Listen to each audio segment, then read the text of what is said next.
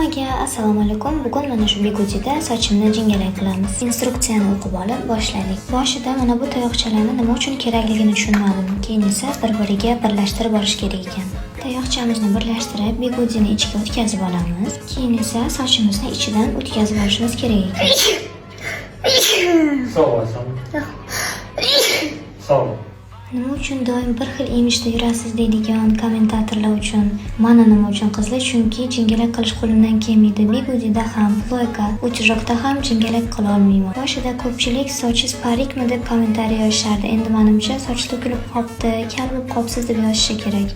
Ha, qizlar, sizlarniki ma'qulmi, kalmi? Mana sochimni ham hammasini bigudi qilib oldim. Endi dam olamiz. To'g'risi qizlar, bunaqa soch bilan uxlash juda noqulay ekan. Bigudini o'tkazishdan ko'ra ochish juda qiyin ekan, chunki sochlarimni yulib oldi.